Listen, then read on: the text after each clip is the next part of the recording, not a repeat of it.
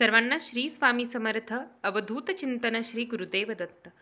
नमस्कार, मी तेजश्री आपल्या यूट्यूब चॅनलमध्ये तुम्हा सर्वांचं स्वागत करते.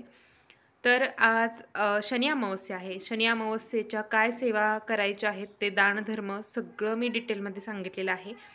आता बघा, उद्या गुढीपाडवा आहे. 3.5 मुहूर्तापैकी एक मुहूर्त आपलं हिंदू नववर्ष चालू होतं. तर या दिवशी तुम्ही काय खरेदी करावं तेच आजच्या व्हिडिओतून आपण पाहणार आहोत. तर उद्याच्या दिवशी तुम्हाला कोणताही मुहूर्त पाहावा लागत नाही, कारण की अतिशय उत्तम दिवस किंवा सगळ्या बाजूने शुभ दिवस, सगळ्या तिथी ग्रहमान एका दिशेत असल्यामुळं उद्याचा दिवस अतिशय महत्त्वाचा मानला जातो. गुढीपाडवा हा दिवस, गुढीपाडव्या दिवशी ब्रह्मदेवांनी सृष्टीची निर्मिती केली होती असं म्हटलं जातं. तसेच श्रीराम वनवासावरून घरी आले होते असंही म्हटलं जातं. म्हणून श्रीरामांच्या रामनवमीपर्यंत उत्सव हा साजरा केला जातो, गुढीपाडवा ते रामनवमीपर्यंत. त्यामुळे चैत्र नवरात्रीला काय सेवा करावी, रामनवरात्रीची सेवा काय करावी याचे डिटेल व्हिडिओ मी अपलोड केलेले आहेत. तर आता उद्या गुढीपाडवा आहे. तर गुढीपाडव्याला तुम्ही काय खरेदी करू शकता तेच आजच्या व्हिडिओतून आपण पाहणार आहोत. महत्त्वाचं म्हणजे जे नवीन सेवेकरी असतील, स्वामी सेवेकरी, तर तुम्ही महाराजांचा फोटो, मूर्ती घरी आणू शकता. उद्या गुढीपाडवा आहे, परवा दिवशी स्वामी समर्थ महाराजांचा प्रकट दिन आहे. तर तुम्हाला महाराजांची मूर्ती, फोटो, पादुका जे काही आणायचं असेल तर ते तुम्ही उद्या गुढीपाडव्याच्या शुभ मुहूर्तावरती आपल्या घरी आणू शकता.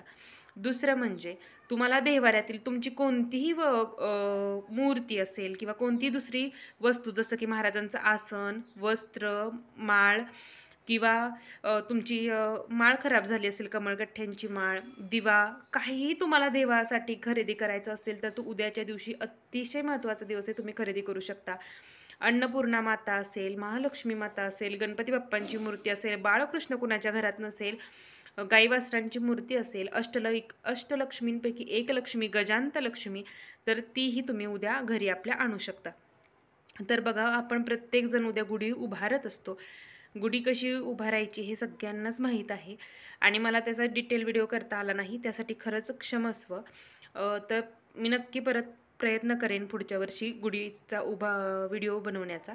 आत्ताही बनवला असता, पण माझ्याकडे गुढीसाठी लागणारा कळक वगैरे अवेलेबल नाही, कारण की कळक जो आपल्याकडे उभारतात गावाकडे घराच्या उंची एवढा असतो, त्यावरती मी सगळं दाखवू शकत नाही की गुढी कशी उभारावी. त्यामुळे खरंच क्षमस्व. तरी छोट्याशा व्हिडिओ मी तुम्हाला गुढीपाडव्याचा जो मंत्र आहे, जो पूजन करताना आपल्याला म्हणायचा असतो, तर तो तुम्हाला देईन. तर गुढीपाडव्या दिवशी तुम्ही सकाळी लवकर स्नान वगैरे उद्या करायचं. त्यानंतर गुढी उभारायची. ब्रह्ममुहूर्तावर उभारली तर अतिशय उत्तम आणि सायंकाळी 4-4:30 पूर्वी ती उतरवायची असते. तर गुढीपाडवा आहे, त्यामुळे आपल्याला सेवा उपासना तर करायचीच आहे. आपल्या कुटुंबाच्या कल्याणासाठी असेल, श्रीसूक्तचं पठण असेल, स्वामींचा पाठ असेल, नित्यसेवा जी काही तुम्ही करत असाल तर ती उद्या तुम्हाला करायची आहे. गुढीपाडव्याचा तोडगासुद्धा केंद्रात मिळतो, तर तो केंद्रातून आणा किंवा धार्मिक दुकानात जर तुम्ही कुठेही गेला तर त्यांना गुढीपाडव्याचा तोडगा द्या म्हणालात तरी तिथेही तुम्हाला मिळून जाईल. तो आणायचा आणि त्याच्यावरती सेवा करायची आणि तो तोडगा आपल्या घराच्या मुख्य प्रवेशद्वाराला आतल्या बाजूने बांधायचा असतो. तर ही झालं गुढीपाडव्याचं. तर आता तुम्ही काय काय आणू शकता हे आपण पाहिलं.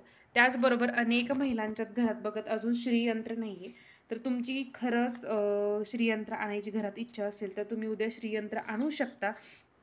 श्रीयंत्र आणायचं, त्याची यथोपचार पूजा करावी, कशी करावी याचा डिटेल व्हिडिओ आहे.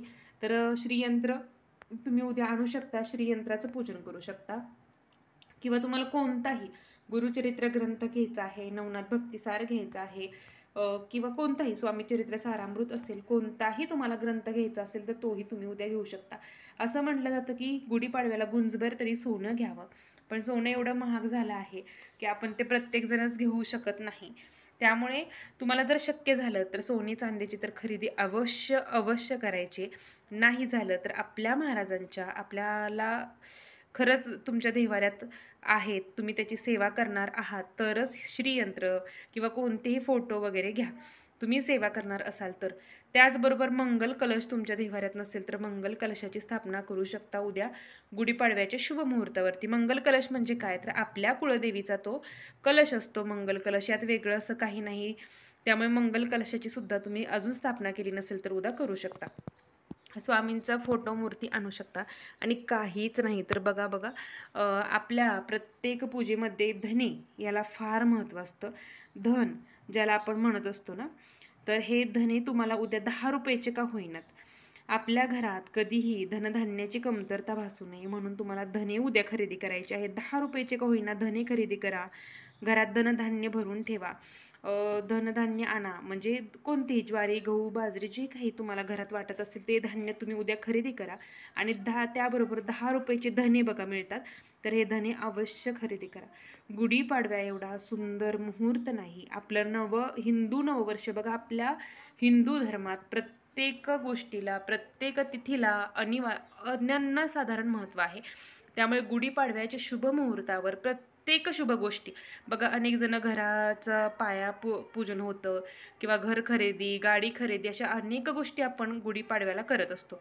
त्यामुळे तुम्हाला उद्या महाराजांच्या सेवेला एखाद्या सुरुवात करायची असेल किंवा कोणतीही वस्तू खरेदी करायची असेल तर कोणताच मुहूर्त पाहायची गरज नाही.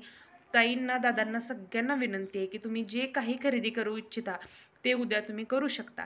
देवाच्या देव्हाऱ्यातील गजांतलक्ष्मीपासून फोटो सगळं काही तुम्ही खरेदी करू शकता. तर गुढीपाडव्याच्या मुहूर्तावर काहीच नाही तर कमीत कमी 10 रुपयाचे धने तरी खरेदी करायचे आहेत. बघा, याने तुम्हाला लाखो रुपये मिळणार नाही, पण आपल्या घरात येणारी अष्टलक्ष्मी प्रसन्न होतात. धनधान्याची कधीही कमतरता भासत नाही. कोणतीही सेवा करा, श्रद्धेने, भक्तीने करा. तर आजची एवढीच माहिती होती. झालेली सेवा महाराजांच्या चरणी मी रुजू करते. सर्वांना श्री स्वामी समर्थ. अवधूत चिंतन. श्री गुरुदेव दत्त.